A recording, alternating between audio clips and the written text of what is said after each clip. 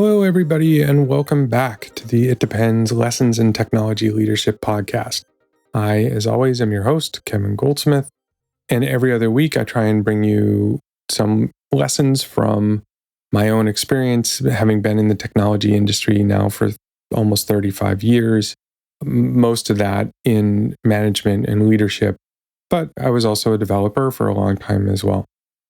This week, we're going to talk about something I often allude to, and in fact have talked a lot about in the last few episodes in the context of other things, which is the idea of being a business leader, not just a technical leader.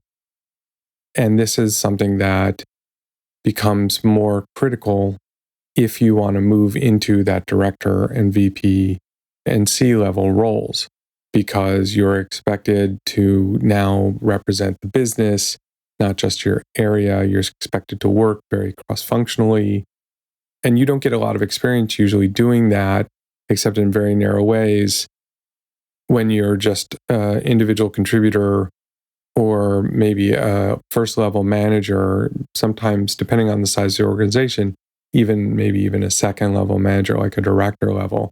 You may not actually have a lot of true cross-functional interaction, depending on where you work. But once you get to that VP and definitely at that C level, you're expected to have that knowledge, you're expected to have those skills, you're expected to be able to work effectively with people who do those jobs. They become your peers, your first team in Patrick Lencioni speak. Usually, you don't get training in that. And it's hard to develop those skills naturally because, like I said, you don't really get that exposure. Now, I've talked about different ways to start to build those skills in prior episodes, including the one about the director to CTO path. I'm going to talk a lot more about it in this episode. What inspired this topic this week was, as usual, a conversation I had with somebody I mentor. This person in particular was just entering an acquisition process as a CTO. I don't remember if they'd gone through it before, but definitely hadn't done it in a really long time. And so we talked through putting together the deck for due diligence and the conversations you have with the acquiring company and those kinds of things. We talked about that for a while, but the thing I ended up talking to him about for most of the call wasn't any of the technical content of that deck. It was really the business context. So in understanding what needed to go into the deck, I had to ask questions about who was the acquirer or potential acquirer, why were they approaching his company, how is the deal being financed, what the acquirer's questions were probably asking when they ask a question. So they may ask you this question, but what are they really asking, and how to start recognizing the questions behind the questions. When being too honest would hurt the deal, when being too promotional would hurt you later.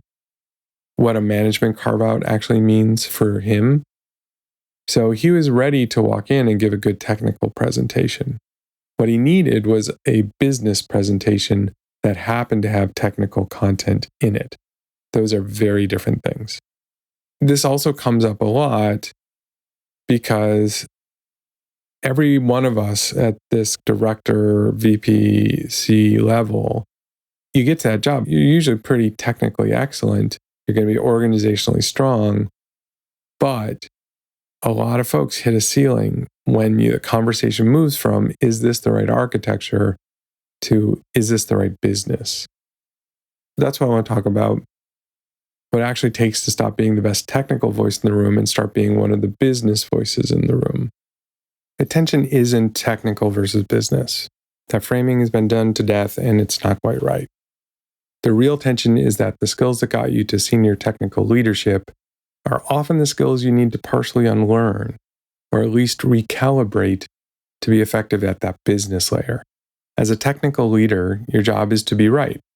You spend a career building the muscle of finding the correct answer, defending it with evidence, and pushing back when somebody suggests a worse one.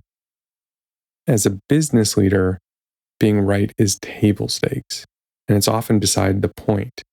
The job becomes which trade-off, given everything we know about the market, the customers, the cash position, the team, the timing, the competitive landscape, gives us the best shot at winning. There's some competing forces here. The instinct to give the complete, technically accurate answer versus the need to give the answer the room can actually act on. There's the instinct to optimize for correctness versus the need to optimize for commercial outcomes under uncertainty. The instinct to stay in your lane, that's finance job, that's sales job, versus the expectation that at senior levels, you contribute to every lane. What's at stake if you don't make the shift? You become the person who's consulted on technology and bypassed on everything else. You lose influence on decisions that directly shape what your team gets to work on. You become a cost center in the CEO's mental model, not a growth driver. And your career caps out before you ever get the title you are working towards. The ceiling between senior technical leader and executive, it's not a technical ceiling. It's a business fluency ceiling, and most people don't see it until they've hit it. I was lucky in that I got to work in a truly cross-functional team before I got to that level. And that helped me, honestly, get to that level. I was working on a product called Revel at Adobe, and this product group was set up like a mini company within Adobe, which meant that I was sitting at a table with finance, marketing, product design, and business leadership. And we would meet together and we would talk about how the product was doing, where the product was going. I don't think I'd even been promoted to director at Adobe yet. That's not something you normally get to experience, even as a director in a company the size of Adobe, that you're working very, very cross-functionally like that. That honestly helped me as I was ready to move to director and then VP and then CTO, that early experience of having been in those cross-functional discussions and hearing words I didn't know and being asked to weigh in on things that were well outside my experience or expected to have an opinion on, even though it wasn't, development. That was the room where I really started to understand what business fluency actually looked like in practice. Watching the marketing lead frame customer demand in commercial terms and watching product and finance argue about positioning in ways that had nothing to do with the technology. That environment really was a gift. Most technical leaders don't get exposure to that kind of cross-functional decision-making until they're already a CTO and expected to know how to navigate it. I got to learn it as a participant before I was the one being held responsible for the outcomes. At my first CTO job, I learned that reporting to a CEO is a completely different relationship than reporting to a CTO. Suddenly, I was in the room for conversations about pricing and sales strategy, competitive threats, and board dynamics. Nobody had prepared me for any of it. What I realized in those early executive team meetings is that if I just stayed in my lane, because that's clearly the marketing team's decision, or they don't need to hear from me, even though my peers were all talking about each other's areas, people stopped turning to me. And at first, people would look to me to get my opinion, and people stopped looking to me because I wasn't contributing to those areas.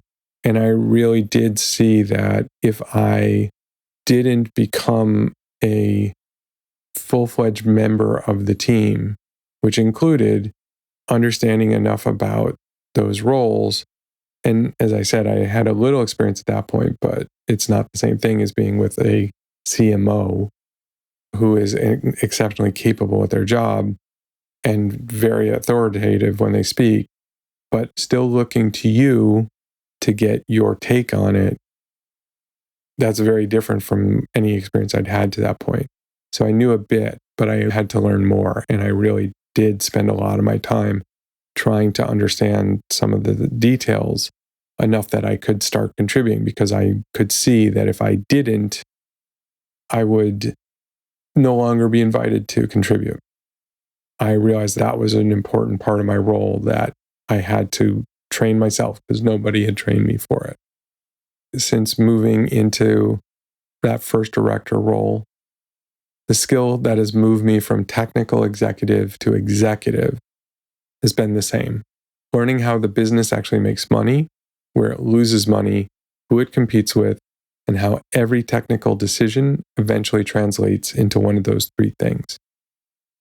At a certain level, the best thing you can do for your technical career is to stop treating business fluency as somebody else's job.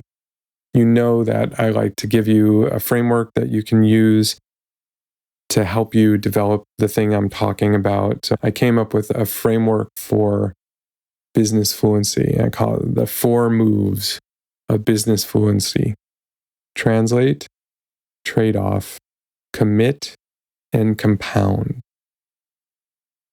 Translate. Every technical statement has a business equivalent. Learn to give both in the order the audience needs. We have scaling limits in our pipeline becomes we can handle 30% growth before we have to stop shipping features for a quarter to rebuild it.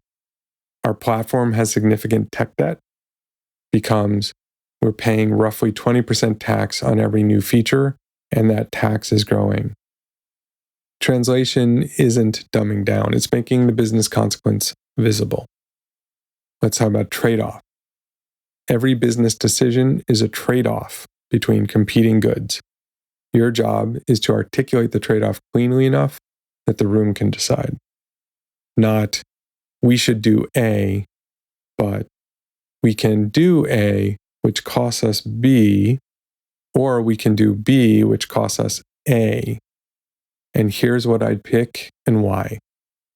The room rarely wants your opinion first. It wants the shape of the decision first and your recommendation second.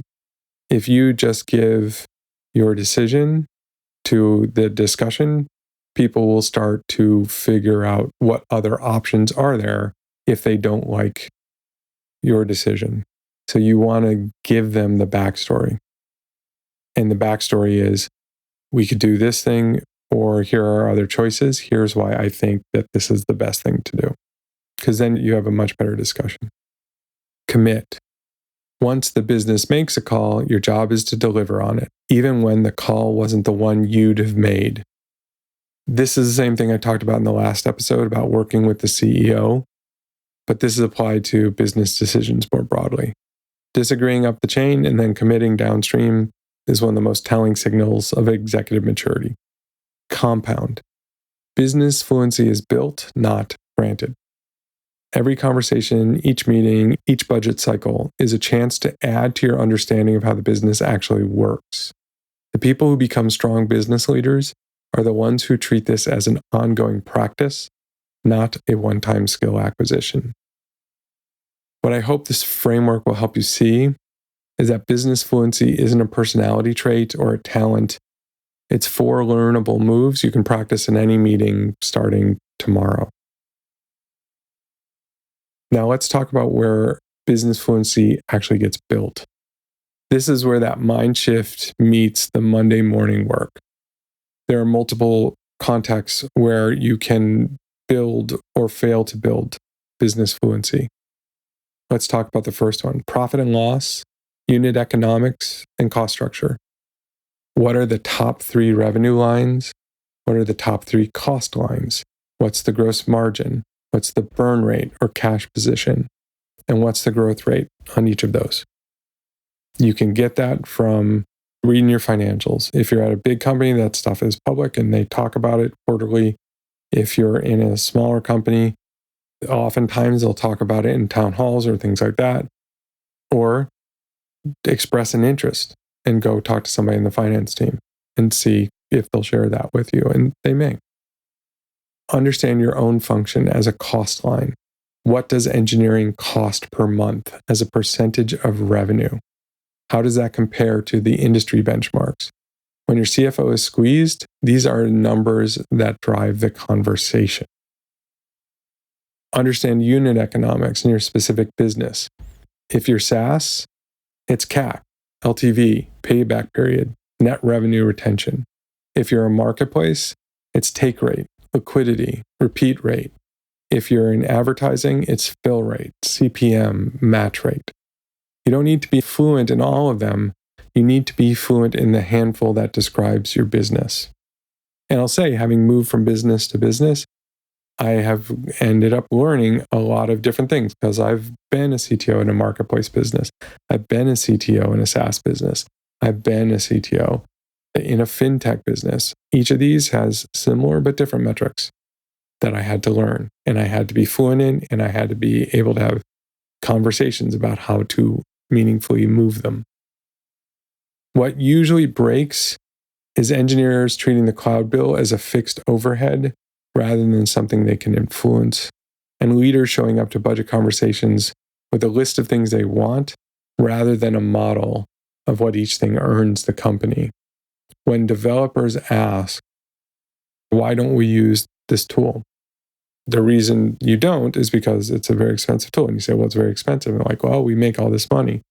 And they don't understand things like cost of goods sold, COGS, the meaningful conversation, because it affects margin. And this is stuff that people pay attention to in a business. And so you want to buy that expensive tool. Did you budget for it? What's it going to do to your margin? What value is it going to bring? Is it going to make the developers' lives better? There's a value to that. Is having that tool going to actually help you move revenue, which can answer some of that margin question? This is not the kind of thing you think about if you're a developer or even an engineering manager. It's the thing you absolutely have to think about if you're a CTO or a VP. Let's talk about a different context. Sales and customer-facing work. Get on customer calls, not as a prop and not as a demo unit, as a listener. Understand what the customers are actually buying, what they're struggling with, what they almost bought from a competitor.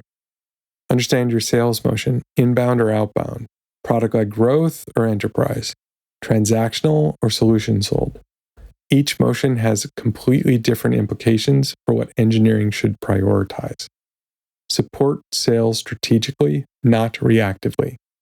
If you're flying to every customer because sales asks, you're not a CTO. You're a very expensive sales engineer. If you never show up, you're not integrated. The skill is picking the customers and the moments where your presence actually moves the deal. I will say that some of the most valuable conversations I've been part of have been on sales calls with customers and hearing from them directly what's working for them, what's not working for them, what they need, what they don't want, hearing the sales team's reaction to that and how they worked with the customer, being able to contribute to that, helping to close a sale. Those kinds of things, incredibly instructive, because in software, we are so used to being so distanced from the customer because we write software and then we ship it and the customer uses it, and we see proxies for our customers all the time. It's really valuable hearing the words of a customer. And I've done that because of like user studies and things like that, but it's different in sales. It's just different. Understand the compensation structure of your sales team. Sales reps do what they're comped to do. If they're pushing for a feature that doesn't fit your roadmap, 9 times out of 10, it's because their comp plan rewards closing the deal that needs it. What often breaks in this context is becoming the on-demand technical closer, getting roped into customer-specific promises that wreck the roadmap, and confusing, we heard this from a customer with, this is what the market needs. If you are in a company with an extensive inside sales team, it's important to listen to some of those sales calls, because what you often hear from the sales team is, we absolutely need this feature. This customer has told us like this feature is so important. If you were on the sales call and what you heard a customer say is, yeah, I mean, that'd be nice. The sales team is really trying to close the deal.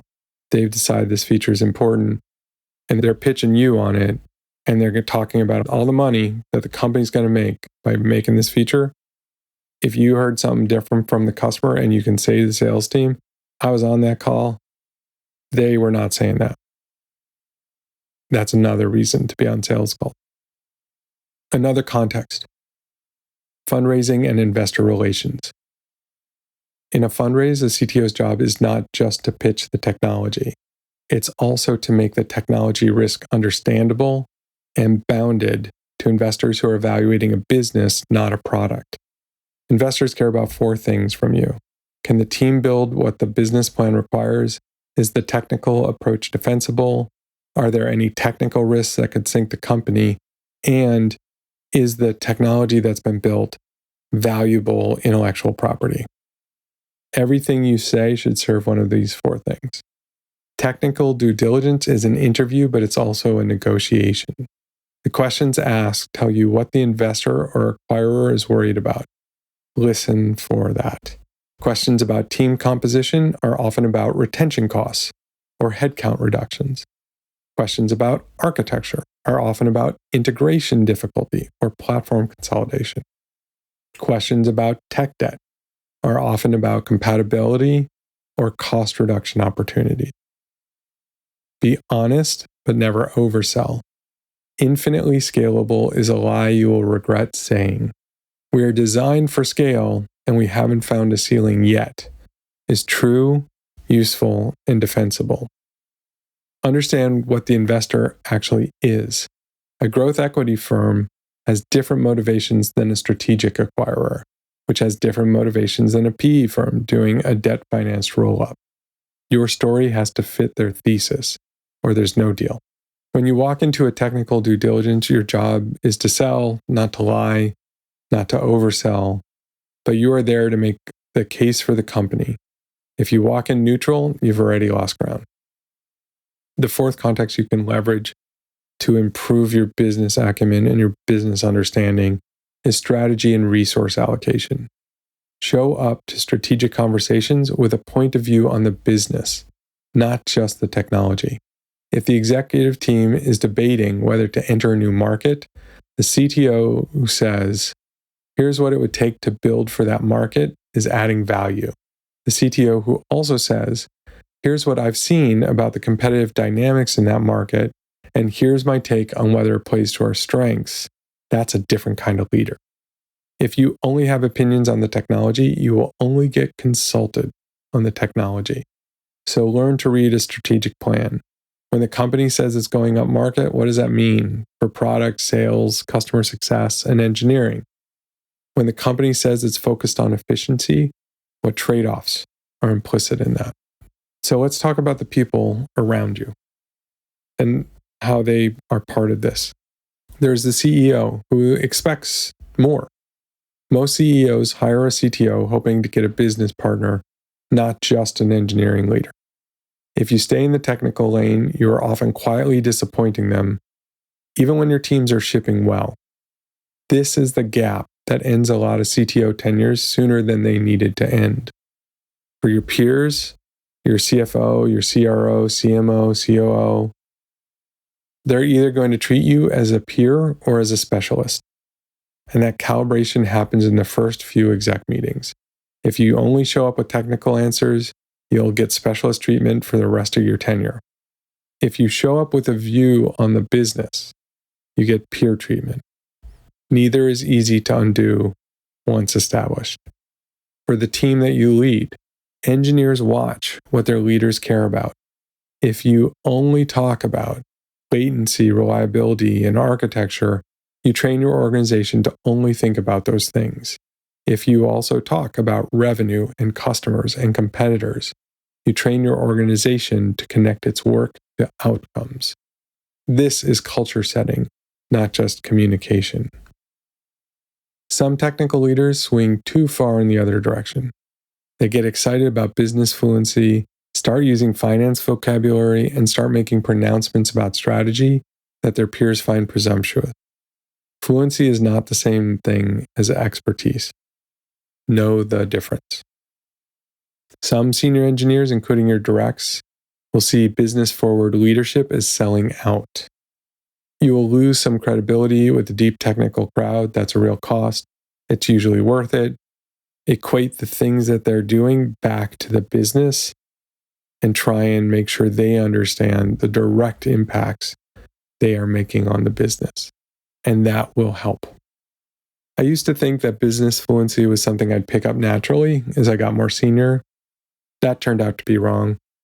Seniority creates the expectation of fluency, not the fluency itself. You have to build it on purpose. I also used to think that as a technical leader, my job was to protect engineering from the business, to be the translator who kept the business from making bad technical decisions. That's a useful function, but it's also a way to stay in the technical lane forever. At some point, the job is to stop protecting engineering from the business and start representing the business inside engineering. The mentoring work has changed my view of this too. I used to think business fluency was something you either had or you didn't. Working with directors and VPs, preparing for CTO roles, I've watched people build it deliberately, one customer call, one budget cycle, one fundraise at a time. It's a practice, not a trait. I used to measure my value by how good my technical judgment was. Now I measure it by how often my judgment actually changes what the business does. Those are not the same thing. The path from senior technical leader to executive isn't a title change. It's a change in what you pay attention to, what you walk into meetings prepared to say, and what questions you ask of your own decisions. My test for all of you.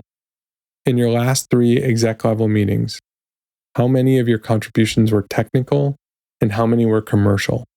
If the ratio is 9-1, you're still being read as a specialist, even if your title says otherwise.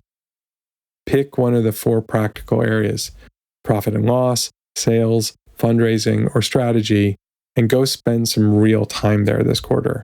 Not a lunch, real time.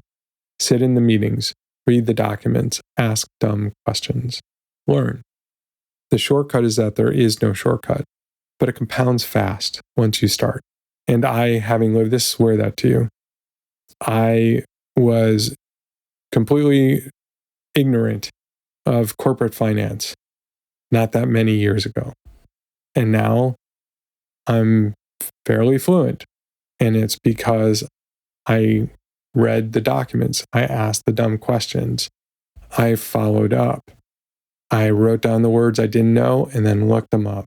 And over time, I got to a level of competence, mostly understanding it, and then it just snowballed because it all builds on top of each other.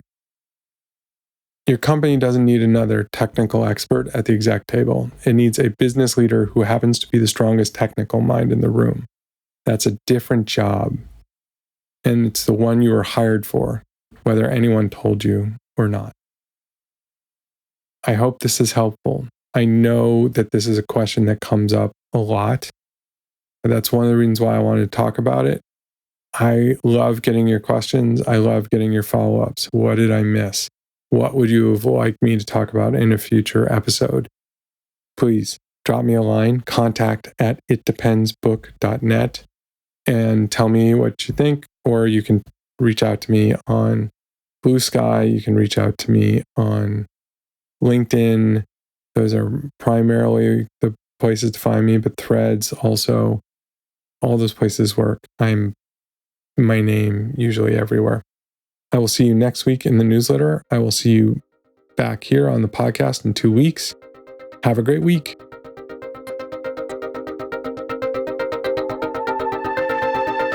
Thanks so much for listening. Please, again, subscribe, rate, share episodes of this podcast on your favorite podcast app.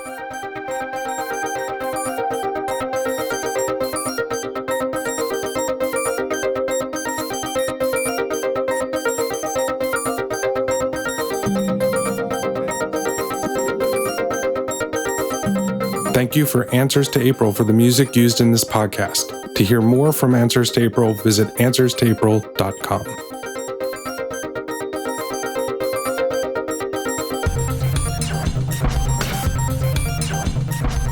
This podcast is a production of Unit Circle Media.